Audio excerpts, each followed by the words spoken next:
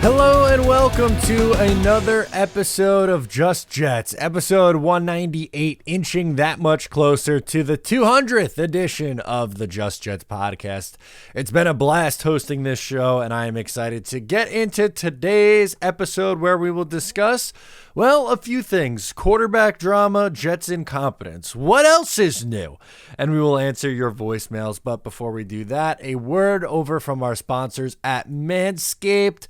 Merry Ballmas, ladies and gentlemen. Our friends from Manscaped got you covered. The holidays are approaching, but what if I told you that the celebration is starting early this year? It turns out the perfect gift does exist, and who else to bring it down the chimney than the leaders of below-the-waist grooming over at Manscaped? Hello, keep calm and let your balls jingle this season with Manscaped's brand new Performance Package 5.0 Ultra. Featuring the new Lawnmower 5.0, the best edition of the lawnmower that they've had so far. Watch all your wishes and mistletoe kisses come true. Look nice when you're going naughty by going to manscaped.com. Use my promo code JETS20, that is JETS20, for 20% off and free shipping over at manscaped.com. Pick yourself up something nice, or maybe for a relative, friend, somebody. You need a gift for a male in your life. Manscaped's got you covered. All right, let's hop into this episode. I am excited to talk about some New York Jets nonsense with you because we got to just discuss this quarterback drama and just go into the Jets incompetence before we do your voicemails. So the quarterback drama, what do we mean by quarterback drama? A couple things. One, Zach Wilson, there was an alleged story earlier in the week where Zach Wilson was reluctant to play. It was being reported that Zach Wilson was the Jets wanted to, we'll start there. The Jets were interested in putting Zach Wilson back out there, and he was reluctant to play due to injury. Robert Saleh said that he spoke to Zach Wilson and that Zach Wilson told him that he wants to play. And then there was a report that came out that Aaron Rodgers supposedly called Zach and wanted him to go to Saleh and say, hey, I want to play. I'm ready to go. I'm ready to play. Anyway, that is step one. The step two then becomes on Tuesday. The Jets released Tim Boyle. So he starts on Sunday, released on Tuesday. Not a very fun go of it for Tim Boyle the last couple games, as he hasn't, shockingly, wasn't very good against the Miami Dolphins or Atlanta Falcons. Trevor Siemian comes in. He didn't look great either, but anyway, Tim Boyle gets cut. The Jets sign Brett Rippon, who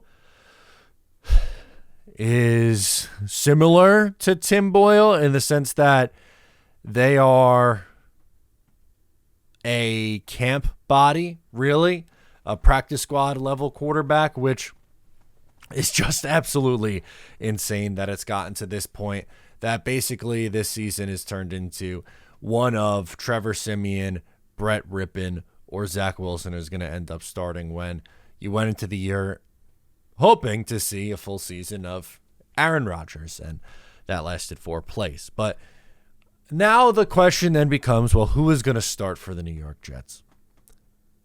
I don't think it's going to be Brett Rippon after signing on Tuesday, and then Saleh's going to name a starter Wednesday. So this episode comes out Wednesday morning.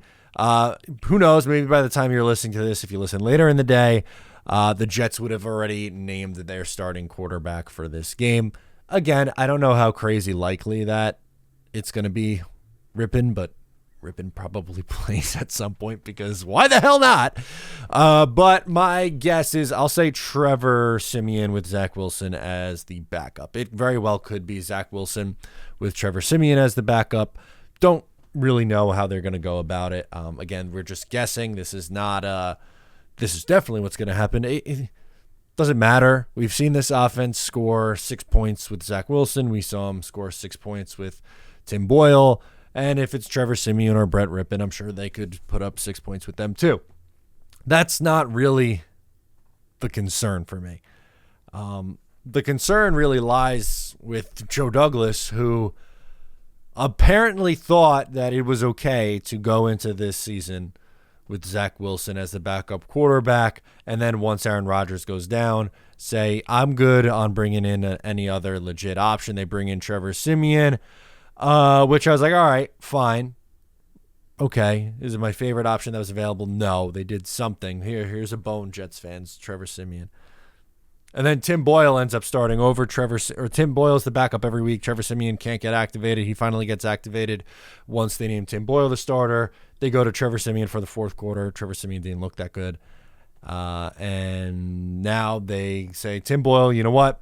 We loved you so much. You were here to install the offense. We loved you enough to have you back up Zach Wilson once Aaron Rodgers went down. But once you come in and show that you stink, like what happened in college at UConn, what happened at any other point during his time in the NFL when he had to play regular season games, they're going to say, you know what? Now instead, let's go to Brett Rippon, who apparently they tried to sign earlier in the year when he was with the Rams. He started a game with the Rams and looked awful. He's actually started 2 games against the Jets, once in 2020 and once last year. He was the starting quarterback up in Denver last year in a game the Jets won, an ugly Zach Wilson versus Brett Rippon game. Rippon ended up being picked off by Sauce Gardner on 4th down, if I'm not mistaken. But does not give you much confidence. So that's really the quarterback drama, right? It's, hey, Zach Wilson may or may not want to play. We'll see if he gets named the starter. Tim Boyle's gone. We replaced him with a guy who could play Tim Boyle in a movie. He's basically the same guy. And Trevor Siemian's here. One of them will start against C.J. Stroud and the Texans on Sunday. Doesn't matter which one. I think whichever one they pick, the Jets probably lose, 24-13, 24-10. Is 13 too generous? They've scored 13 or less points in 6 straight games. They got 10 touchdowns in 12 games. I don't know if you watched Monday Night Football, but Jake Browning put up 4 touchdowns for the Cincinnati Bengals, and I get it. They have better offensive coach than the Jets. They got a really nice receiving core. Well, that's true, but to see an NFL team be able to go to their backup quarterback and not be the worst offense in NFL history is kind of frustrating. I understand circumstances are different, and I'm not necessarily saying that the Jets got to be putting up 28 points a game. Once Aaron Rodgers went down, things were drastically going to change. But I mean, if you look at just points per game in the NFL right now, where these teams stand in terms of scoring, I would love to find the per game numbers for the 2023 season. I'll pull that up while we're doing this. And the reason why I'm interested is because the Jets are just so far back right now. They have 171 points in 12 games. Paced out. Can we toggle this to per game? Now keep in mind, that's 14.3 points per game. The Giants 13.2, New England 12.3. New England's really bad. The Giants are really bad, obviously, as we know. Jets have gone how many games in a row? But if the Jets were even putting up 17 to 20 points a game, which is still bottom 10 in the league, how many more games do they win this year? They would probably be 6-6 or 5-7. They probably beat Atlanta, and they probably beat the Raiders if they are able to just get in the end zone. And if they were league average, 8-4, but instead they are on pace to be the worst ever offense in the NFL. At least since 2000, right? That's the number. I pulled the numbers in the video yesterday. If you didn't see the video, there's a great tweet, and by great I mean frustrating, but there's a great tweet talking about the New York Jets and where this offense ranks.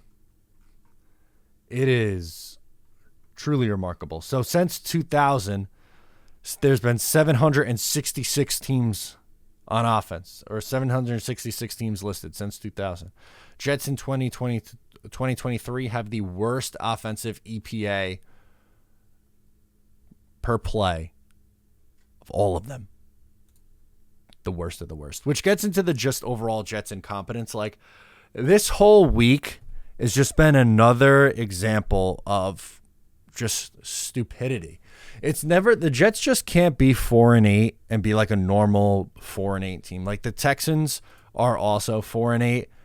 They've been pretty bad this year, but they are not routinely getting embarrassed. They have put up 20 plus points 1, 2, 3, 4. At least they've done it 4 times.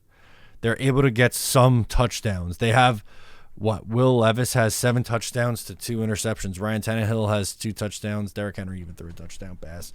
But the Jets are pulling teeth to get into the end zone. It's impossible for them. They can't be, Tennessee Titans 4-8. They can't be, I don't know, what's another just like random bad team right now? Like Washington, they are pretty bad. Washington's pretty bad, right? They have their problems really on the defensive side of the ball. They've allowed 45 points in each of the last 2 weeks. But, offensively, do they struggle to put up points? Absolutely. Sam Howell at least makes it semi-entertaining. Like, I don't know if Sam Howell's their long-term answer there, but he makes it fun. Like, I'm sure they at least have some fun. They score points. They've put up 30 3 times. The Jets put up 30 once, and they got a defensive touchdown in the game. They scored 1 offensive touchdown in the only game the Jets put up 30 points. They got 1 offensive touchdown in it, and it was a Breece Hall house call, massive run. It's truly unbelievable, and it's a long list of things. Like, the Jets feel like they're on the verge of ending their season on a 10-game losing streak. Who knows? Maybe that changes. But last year they ended it on a 6-game losing streak. It's just always something horrible with this team. They just can't be regular bad. You have the Fail Mary play in the Dolphins game. You have Zach Wilson falling down, running back onto the field in Buffalo before getting benched. Aaron Rodgers gets hurt 4 plays into this is all this year, 4 plays into the season. You had Adam Gase and his crazy eye press conference. You had the 2020 Jets that went 2-14. You had the seeing ghosts. You had Sam Darnold's first pass in the NFL being an interception. Butt fumble. Geno Smith getting punched out and knocked out for basically a season by his own teammate. What else you want to do? What else you want to toss in there? Brett Favre using the Jets to get to Minnesota. Brett Favre playing hurt and the Jets collapsing at the end of the year. Bill Belichick resigning as head coach at his introductory press conference. What else do you want in there? Like, the Jets can't just be, it's not just regular level of bad. They have to be next level historically bad. And a storyline that's recently made its way out, actually not crazy recently, people have done it before, but any blame being put on the fans for the Jets being bad, what kind of PR and crazy spin does Woody Johnson and the New York Jets have out there, that there are people in this fan base who are like, you know what? Jet fans who, after all the things that I've rattled off, who are a little negative, there's some who take it way too far, obviously, but I got comments last week being like, this is your fault because you wanted Zach Wilson benched. What? How does that equate? It's not the organization that's missed the playoffs for 13 years. The longest active playoff drought in any of the 4 major American sports, NBA, NHL, MLB, NFL. Pick any of the however many teams, 32 plus 30 plus 32 plus however, right? Hundreds of teams. The Jets have the longest one out of all of them. So, forgive me if I don't think the fans should have anything to do with the Jets' failures, because the fans have been through a lot of shit. They want things to work out. They want to see a team that has a chance to win. And they've been relatively patient. 13 years. It's the longest active streak. Again, like, people don't want to hear it. Zach Wilson got a long leash. He has 30 starts in the NFL. Robert Saleh's been here 3 years. Joe Douglas has been here 5 years. Their records are really, really bad. And I understand there's other circumstances that go into, reasons why things have gone off the rails. But didn't Bill Parcells say your record is what you are, what your record says? And if that's true, then Douglas and Saleh are horrible. And I don't think they're horrible. I think they've made a lot of mistakes, which what I've said this year is I don't have any sympathy for either one if they lose their jobs.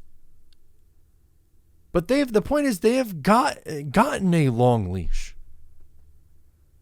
Mike McCagnon was here for 4 or 5 years, right? 15, 16, 17, 8, 4.5. Do you want to call it that? Because he actually got the 19 draft, so 5 drafts, but didn't make it through the full 2019 season.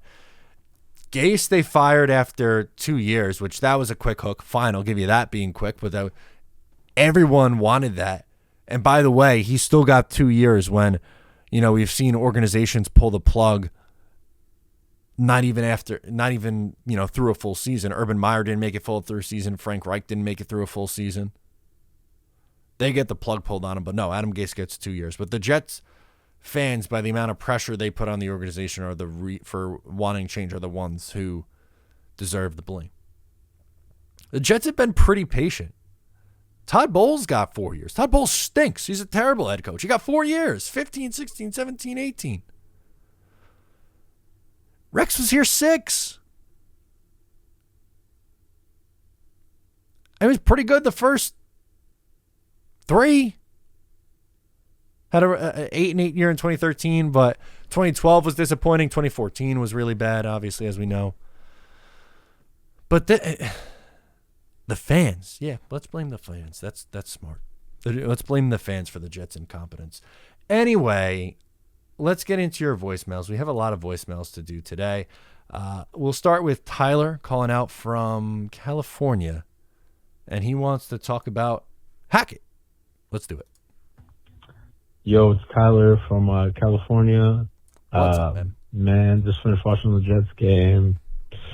Real sad,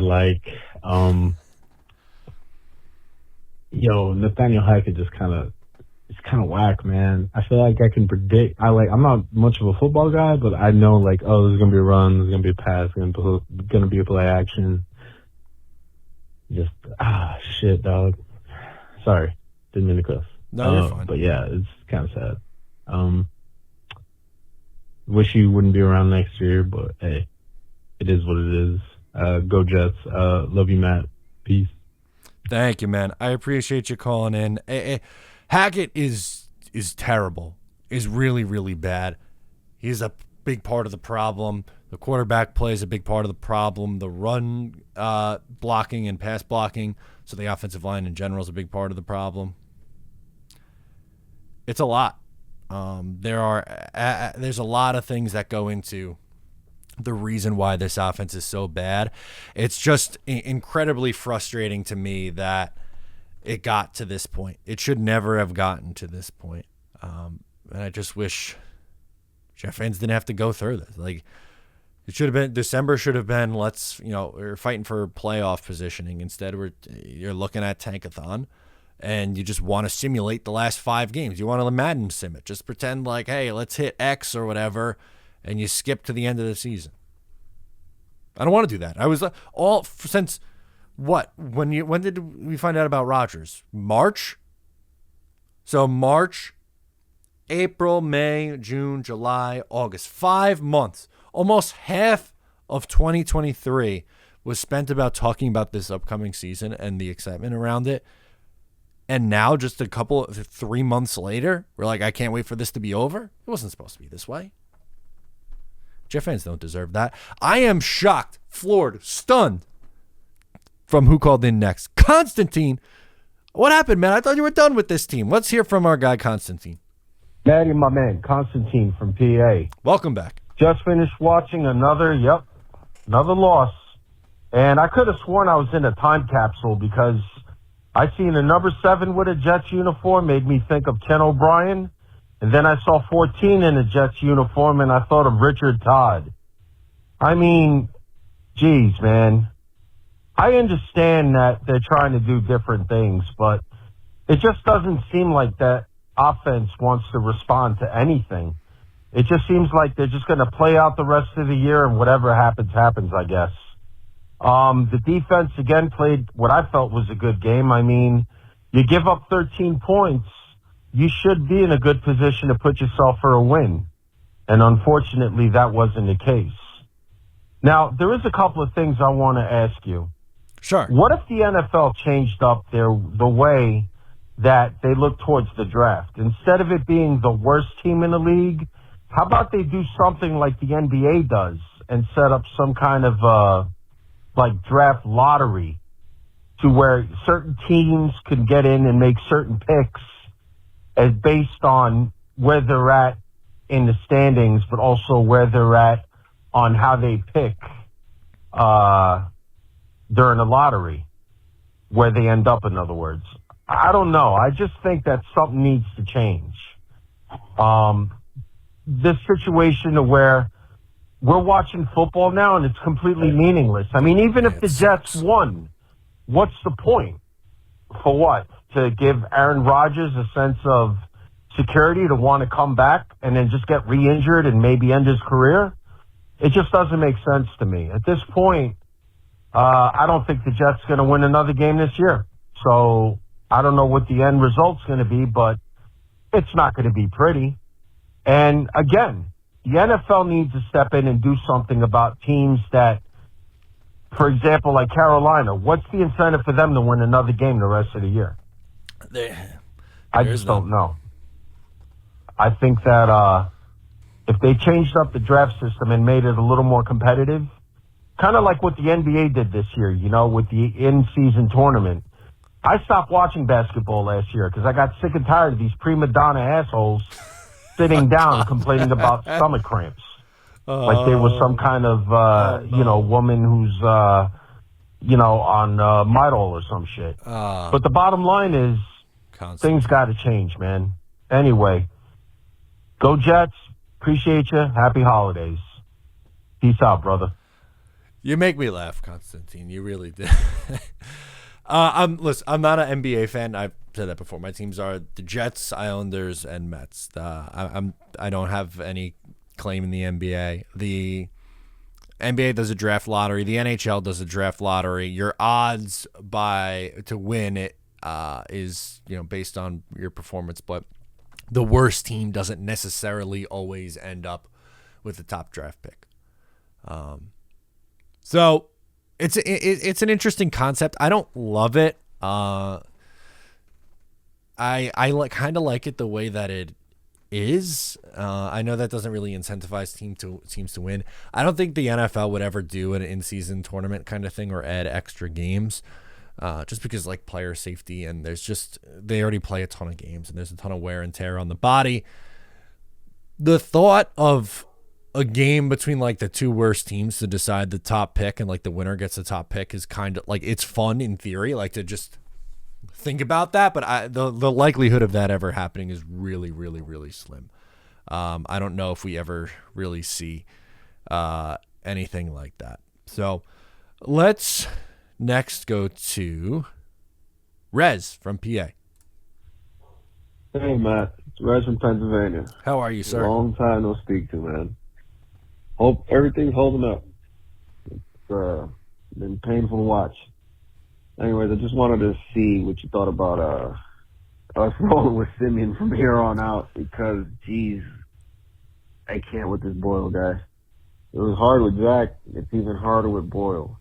And then that interception was horrendous. But if we look at the tape, he had Gibson wide open. It was and a Garrett. One-on-one. I'll take a shot. We don't take shots, ever. I don't know if anyone's noticed that. We don't ever take any shots. And we got guys that can burn. Like, I don't get it. I don't understand. But Just wanted to get a feel how you feel about how the O-line set today was and with Simeon behind that. Outside of that, man, there's not much to look forward to. It's been brutal. Really, really brutal. Anyways, take care. Go Jets. Yeah, man, I appreciate the call as always, and I'm with you. Like, the next 5 games is going to be really, really, really hard to get up for, right? It's going to be really difficult. Here's something that I can give you, right? Like, Aaron Rodgers said it yesterday when he was on with Pat McAfee, but they need to show some life because a lot of these guys are coming back. And it's kind of different. Like, I talked about this in a video yesterday too. In 2020, that was really the only time that I remember rooting for the Jets to lose or rooting for a tank. And the reason behind that was my disdain towards Adam Gase. Like, I don't think Robert Saleh or Joe Douglas are I don't think either of them are bad guys. I thought Adam Gase was a bad guy. Did not like Adam Gase. And you were trying to get, a young quarterback in here. And like, Aaron Rodgers is going to be here next year. And most of this core is going to be here next year. Is it really behoove them to go out on a 10-game losing streak after they went out on a 6-game losing streak last year? Like, all this losing takes a toll on these guys. And that's the silver lining. To me, I'm looking at it as a silver lining. And I hate that I'm at this point, but I'm numb to it. If they win, I'll go, okay, like, they won a game. It is what it is. Like, they broke their losing streak. If they lose, it's okay. You improved your draft stock. But I don't know with how they're playing right now. I said a few weeks ago that I think they would stumble their way into a couple more wins because, like, it's the NFL. The NFL's weird. There was a streak where they lost 3 games in a row, and they looked bad, and then they snapped out of it and played really good football for the next, 4 or 5 weeks. That is long gone. Long gone are those feelings. Because I thought, okay, 4-3, you lose to the Chargers, you're at 4-4. That stinks. Then 4-5, the Raider game. It's like, okay, they could still snap out of this thing. Maybe you split with, Buffalo or Miami. Then you got Atlanta after that. Nope. Lost them all. 5 straight losses. So, I don't know how many more games they win. It wouldn't shock me if they won 2 more and you're 6-11. It also wouldn't shock me if they just went down and were 4-13. And I don't know what's best for this unit. I really don't. Let's go to John in PA. In Tennessee. Hey, Matt. John out of Tennessee. Thanks for the content, as always. Man, it's a rough year to be a Jets fan. I don't think I've seen a worse offense than this, and unfortunately, it's not even as bad as it looks in a lot of ways, and yet it's so much worse because we have the skill positions partially to actually win these games. I mean, Garrett Wilson was open the entire game, but it never seems to fucking matter. Nope. And so I've given up hope on anything this season. I don't want to see Rodgers this season. I don't want to see, honestly, even a win at this point. You know what? We're not getting to the postseason, so I'd rather just frickin' get a good draft pick that can help us hopefully improve this team. Also, by losing, we're at that point of I liked Saleh, I liked Joe Douglas, but you just can't keep the status quo. And if Rodgers wants to keep the status quo, then it might be time to move on from Rodgers too, because no one can look at this team and say the right move is to just keep on going.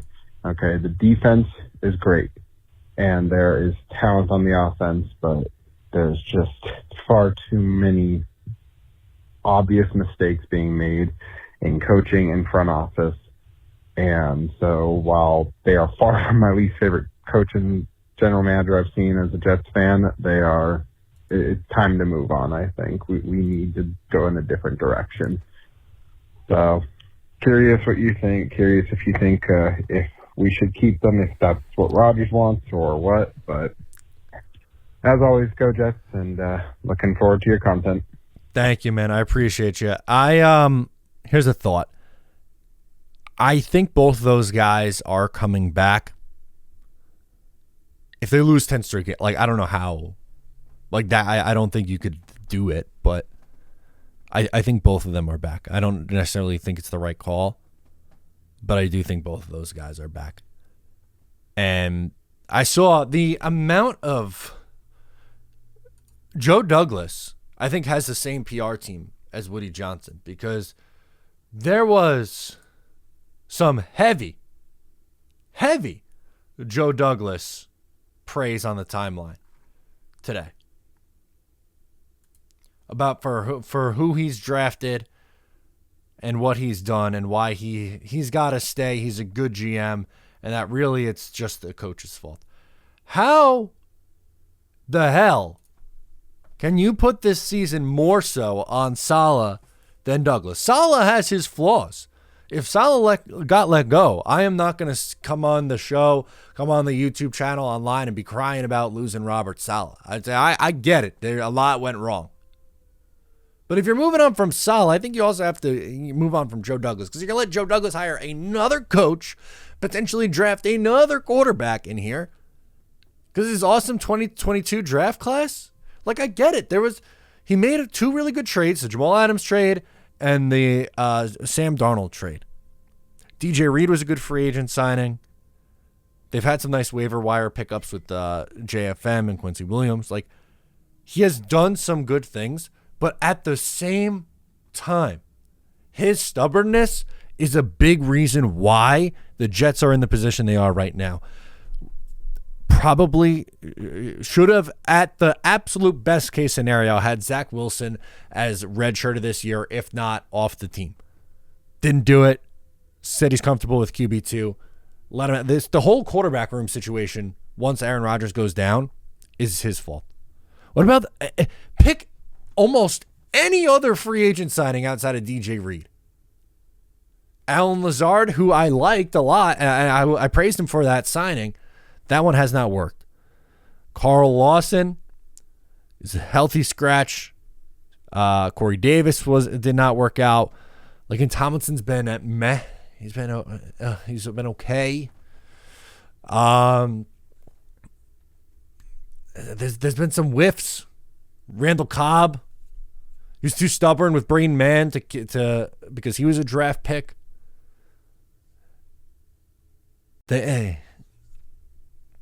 He's had mistakes. There has been mistakes. Again, what's his record? If you even take out the 2019 season, which he inherited and went 7-9 with, it's even worse, because you have 2-14, 4-13, 7-10, and then whatever they finish this year. That one I don't get at all. I really, really don't. Let's do Dom from down in Florida. He's got some potential positives. Yo, Matty, yo. What's Dom up? from Florida, calling in again. You know, it's always disappointing. You know, we got how many weeks in a row for an abysmal amount of points. Like, it's not possible to win, even as great as our fucking defense. As great as our defense is, it's not possible to put all that pressure on them. It just feels like we're wasting so much of these guys' talent.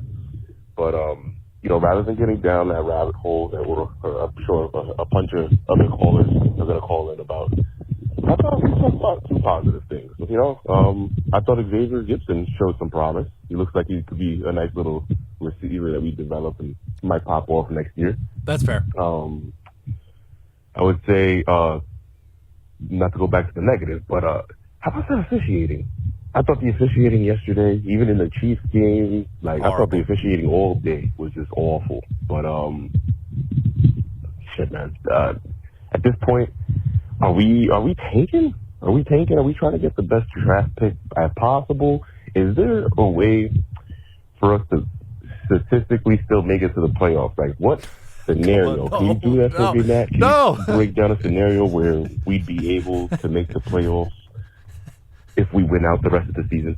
If they win out. Anyway, enjoy the rest of your day. We all appreciate everything you do for the Jets community. Love you, man. Get up. Dom, I love you. I appreciate your optimism. Truly. I really, really, really do.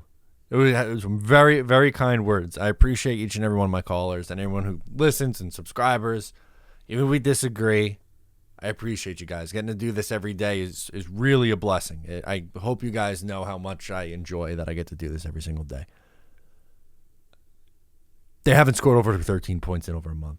I don't have it in me, Dom, to go through and talk about, well, if this team loses this and that. They are, put it to you this way, they have a better shot statistically, if you want to use the analytics, they have a better shot to land a top 2 pick than they do to make the playoffs.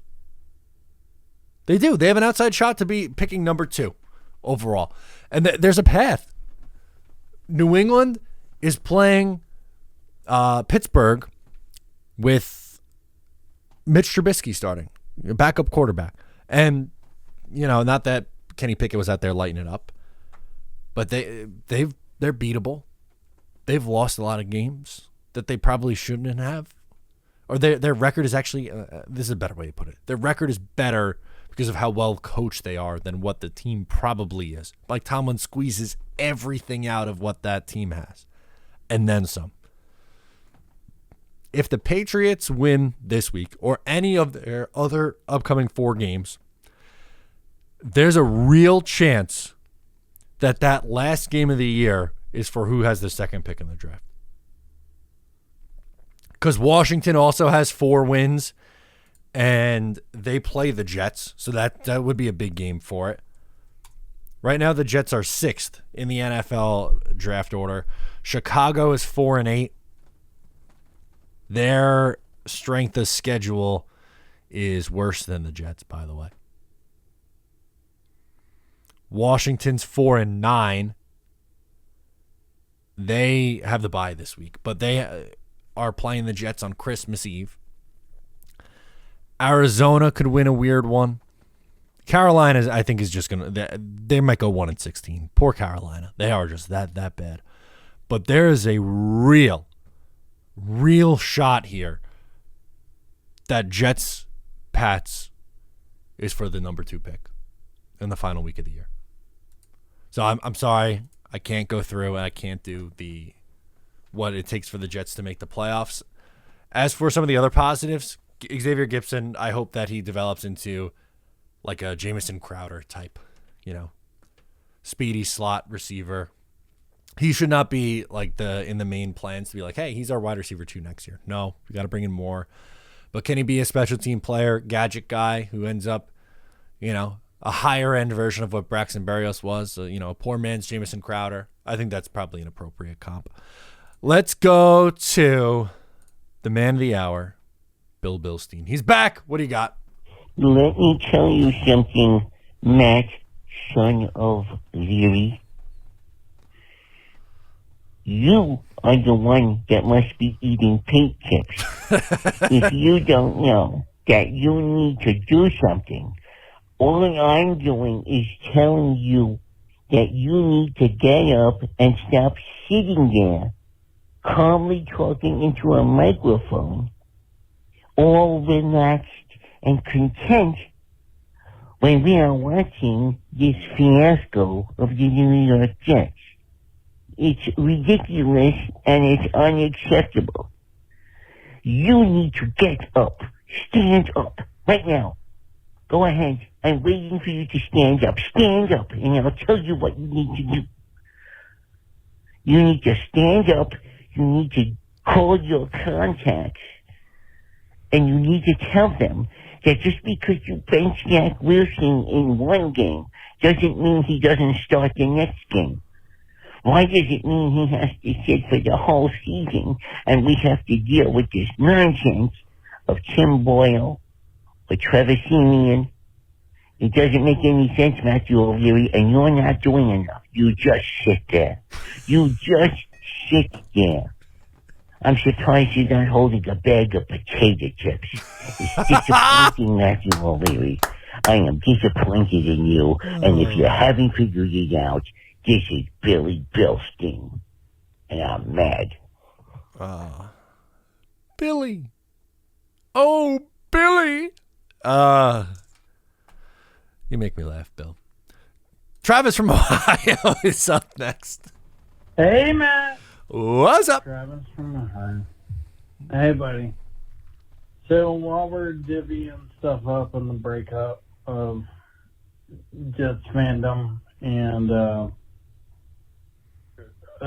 offense, we'll say, here's what I want to keep in the custody battle. I'm going to keep you, Ryan, Constantine, Billy, Green Bean, of course the defense.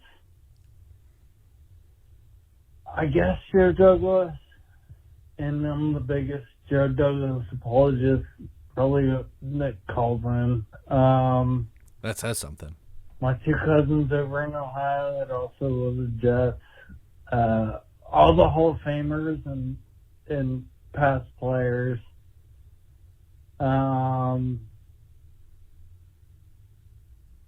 Probably most of the special teams. Brees Hall and Garrett Wilson. That's about it. Ugh. I said the defense, so. Yeah. Oh, Zach Wilson's mom. That's who I wanted to keep in the custody battle. That was the main point. And there it was. My bad. So, I don't care if they get rid of anybody else. That's what I want. Still on our team. So, love you, brother. Have a great week. Bye. You guys crack me up. You really do. I don't. Defense, yes.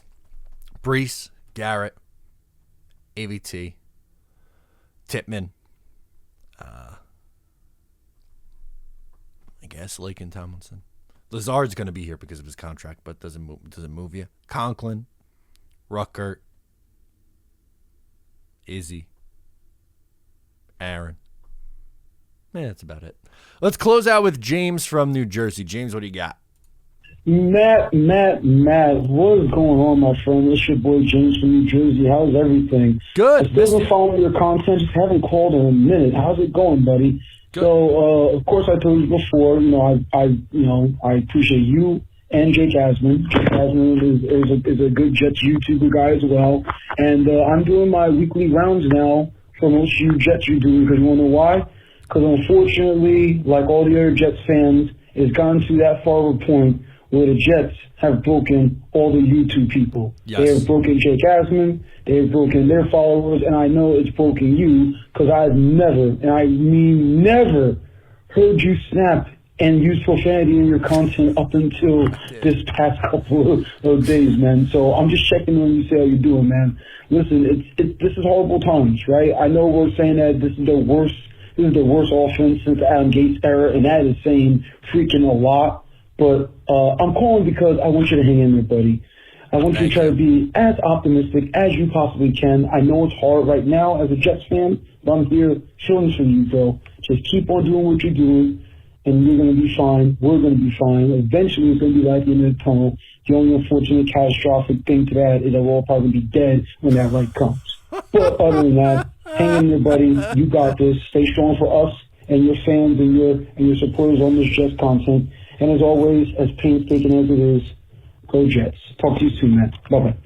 Oh, my God. 10 out of 10. The last three calls really made my day. That was fantastic. They all do. You all do. But I really laughed at those last three. That was great. Yeah, I look, honestly, I do my best to I really try more often than not to do a clean show. The reason for that is because I would love for this to be something that anyone can watch. And more often than not, I do. But also, I want to put out my genuine reaction. And if my genuine reaction occurs, sometimes it comes out. It's not FCC regulated. I'm not on the radio anymore. I used to be a radio guy. I'm not on TV. YouTube is a platform where you might get into that stuff. And again, I would say probably 95% of the time, clean family fun, but every once in a while, I'll let one go if it needs to be said. If something needs to be said, or if I genuinely feel that way, I'm gonna say it. So I appreciate you guys. Thank you, James, and thank you to everyone who called in this week. Make sure to subscribe to the show wherever you get it. Once again, I am Matt O'Leary. I'll catch you next time.